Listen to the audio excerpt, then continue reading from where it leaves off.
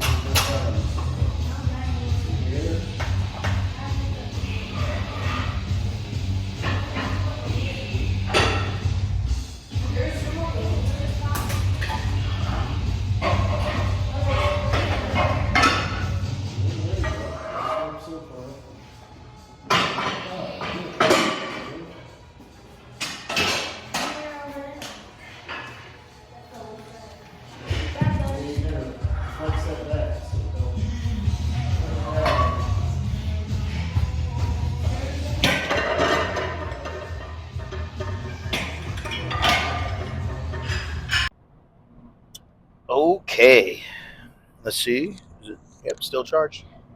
Okay, guys, just got done hitting a crazy leg day. I didn't record everything because I didn't want to set my camera up and do that. So, and the gym started to fill up.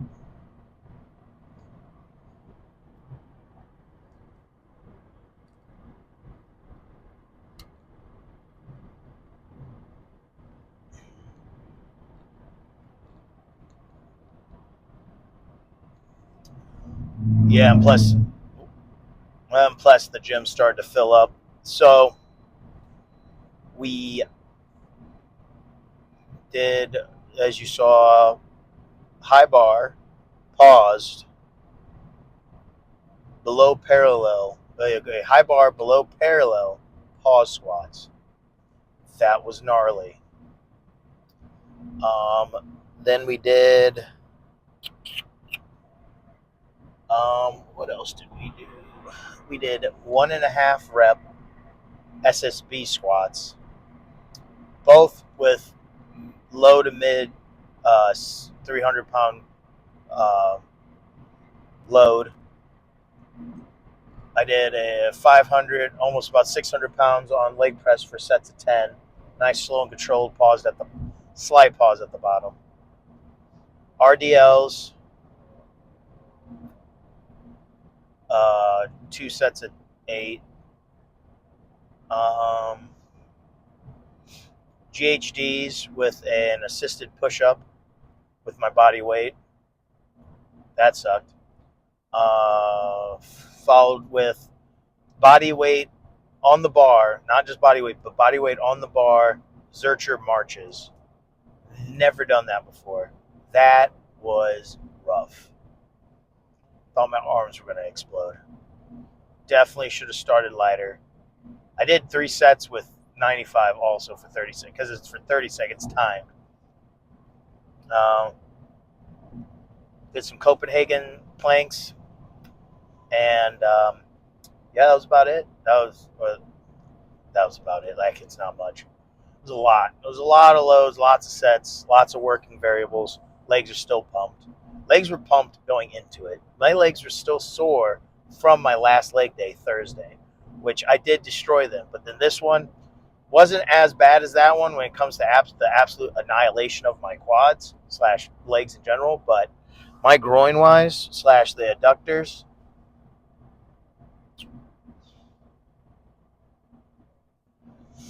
Oh boy. You know what's funny? I think I keep mixing them up. I don't know, it's the abductor or adductor, but one of the two. So adduction, I would think it'd be adductors, because adduction, I would assume, would add on to your legs by adding meat onto your quads there. But who knows? Yeah, that was not fun. Also, I didn't get to record my drive in so you guys could see my mental state going into this workout because I was charging this mic, which is still going, so we're good. Uh, Really, just overall, like that was like the main part of the day today is that, and going home now to eat. Bulk to going well. I don't know how much I weigh, but I mean, I guess mid 220s, 224 maybe, 223. After that workout, probably lost some weight. Eat some more back on here when I get home. I need to go to the store to get some sauces.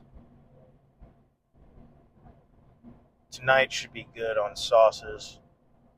Yeah, it should be good on sauces for tonight. But yeah, come tomorrow. I need to hunker down and go get some sauces from the stove.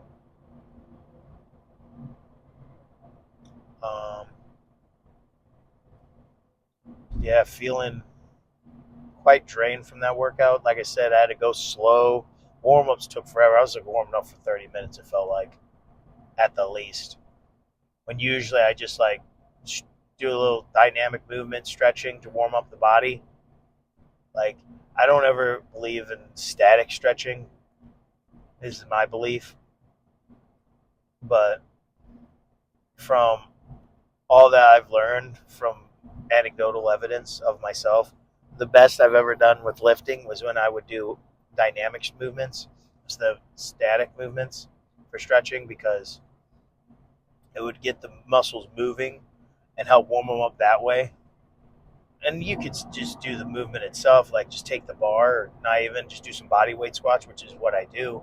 Except I kind of like go down, then I go below parallel into that old Asian woman squat, where it's just like butt on heels. And I open up into a kind of like a butterfly stretch for my groin, and then I come back in. And this is all in movement. Like, I'm not stopping ever. I'm just like moving out, move back in, move it out, and on the way back in, and I squat back up. And I do that a couple times. Uh, do kind of like you would see in wrestling, knee changes help with the my knee ligaments.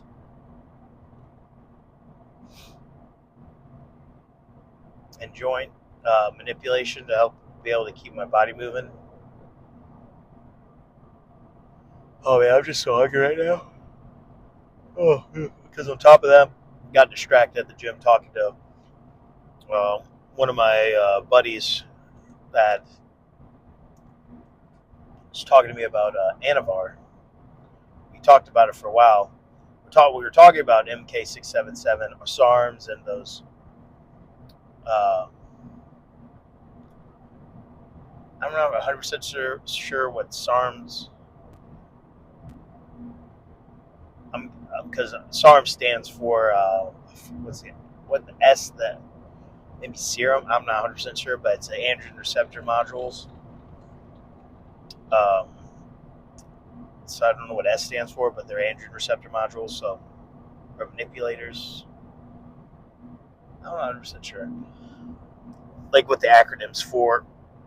But I know that we were talking about overall SARMs and the non-clinical studies that have long-term effect studies on the effect of SARMs on your body. I mean, there are some like RAD 140, which that has bad side effects, especially in high dosages.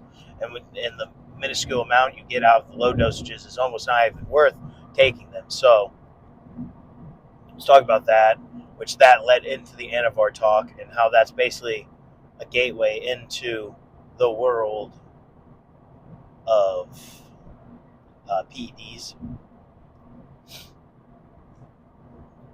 But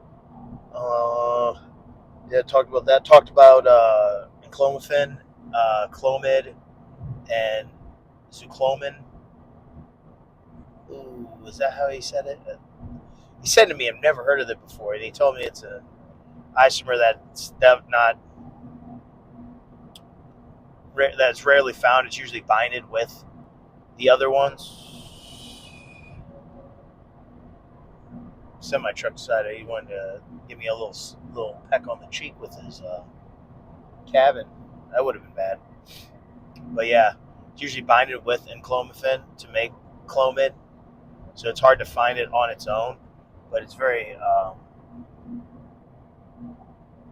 estrogen sensitive. So, or the side effects are very estrogen sensitive. So, like, I don't know, you maybe not exactly gyno, but like puffy nipples, stuff like that. Which I already get called puffy nipples, so it's like. But after the Anavar talk, I was like, no, with the Anavar, you wouldn't even need to take Clomiphene because it is a PCT and a drug, and you don't even need it then if you're just going to be taking Anavar, because Anavar, it's going to boost your overall test anyway. So it's like not in a significant way, but probably about the same as it would same-ish effect as you would if you would have took that. I don't know if there'd be a double stack if you did that, how much it would help.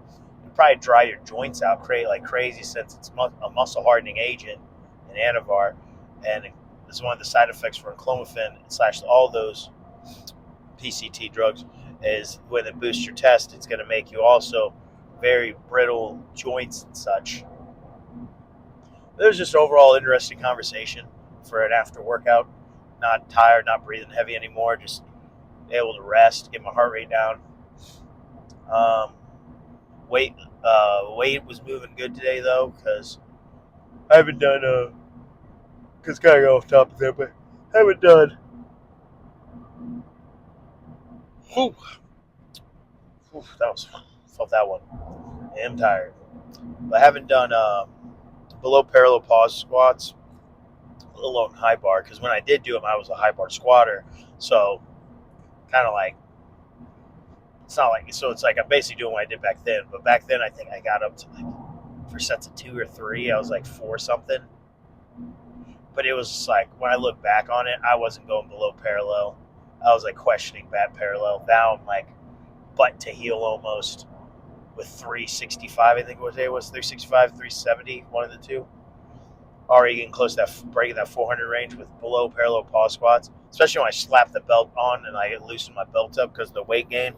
My waist grew a little bit, so it was like just tight enough to where it's like, this isn't comfortable, but it's just loose enough to where like I have space to grow into the belt now that I've upped the belt loop. Well, I guess not loop, but the lever belt lever. But yeah, and then I've never done 1.5 rep squats, so that was new. That was never done that before, and all of it was supposed to be RP6. And I think the sounds I make during it might not sound like that, but that's more so, especially with the belt on the pause below parallel pause squats. Those were like squeezing the air out of me with the belt, how tight it was. But yeah, it should be. The weight was easy movement wise. Like you never saw me struggle to get out of the hole, but it was good enough to where it's like, okay, I could do this for extra reps and sets for quite a while. But it's like, also I knew my legs were more fatigued than normal, so I know next week it's probably going to be even better with the management on recovery being better this week, especially with the intake of water and liquids. Last week, towards the end, I was neglecting liquids, I think, a little too much. That sounded terrible. But yeah, so got that 335 on those squats on the SSB ones with the 1.5 reps. So that basically means, and you see in the video, I go down, come up halfway, then go back down, then come up for the full rep. Those are absolutely terrible. Like these feel like more cardio wise. Like the searcher walks or marches, I was like, what are these? Like what kind of Satanist thought these up? Like core wise, yeah, I felt it, but it was just overall body fatiguing. Like my CNS fatigue on that was bad. Then you had the RDLs were rough, but that was like because my groin / adductors, abductors or adductors, who knows? I have no idea, but they were shot, and that made that not very ideal. I like the ankle there better. So, but I got through those somehow, the skin of my teeth. Then we did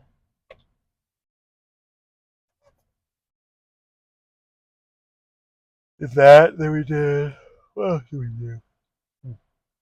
Well, I know what else we did, but like, what else was like GHDs or GDHs? I think they're GHDs though.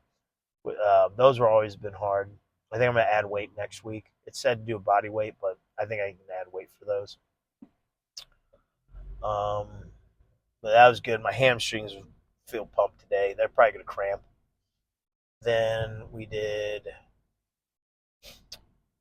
the thing that was the most painful, though, to be honest, was or what fatigued the quickest, though, on everything was the Copenhagen planks. Those, because they're an ab workout ish, but I feel it more in my groin area because of having to hold yourself up like that. Like that's That is not fun. Well, it's fun knowing you're getting bigger, but it's not fun knowing that everything feels like it's going to explode. But yeah, that was the workout today. Going over what some gym talk that I had. Uh, oh, another thing is like I just saw I've been helping this heavyweight at my brother's high school that he trains. Not the heavyweight, but he trains the high schoolers. It's their heavyweight freshman. He was asking for lifting advice and such. And I'm not one to be like, no, get out of my face. But um, he was asking for the advice, and I was all for it. And I was making him do all these workouts. It was more of a pull day slash hamstring too. I had him do RDLs, and he's like, "Oh, I'm used to doing them on a plate." And I'm like, "I mean, if you could get that low, but if you're doing it right and keeping it close to your body, man, I'm gonna tell you now. I don't know if you're gonna be able to hit um, a little parallel on those because these are gonna be rough." Oh no, dude! And he's telling me during the workout, "Oh, I just feel it in my back only," and I'm like, "That doesn't make sense." But when I'm watching it, it's like coming away from him. So when he's pulling with straight back. I'm like, bend at the knees and let it drag down your body and like poke your butt out while you're going. Like bend at your knees slightly and then start pushing your butt out while you're going forward down your back. And I'm like, you're gonna feel it in your back. It's a erector type movement that's gonna really fire the erectors. But doing it right, you're gonna feel a big stretch in your hamstring. Sure enough, he listened, started feeling it. I'm like, man, I don't know why people like don't think like it's just like a deadlift. If you do a deadlift correctly, you're gonna feel it in your hamstrings when you initially pull. You're gonna feel your hamstring tighten. So I don't know. It's weird that or a weird thing I've noticed over the years of helping. I don't really train people, but helping with like I said, with high schoolers whenever they ask for lifting advice, wrestling advice. Wrestling advice is a whole different topic, but um, when they ask for lifting advice, more my forte. I give it to them, and it's just like I don't know. The mind muscle connection is very poor with those younger kids. And yeah, there's some that like, and you know which ones they are that have it, but most of the time, man, it's just not the same. But on that note, I'm head out. Thank you guys for watching. Make sure to comment, like, and subscribe. Tell me what you guys hit today, whatever that may have been. Hell, it could be your couch. But yeah, whatever it is, let me know. I'll see you guys next time. And remember, stay juicy, twinks.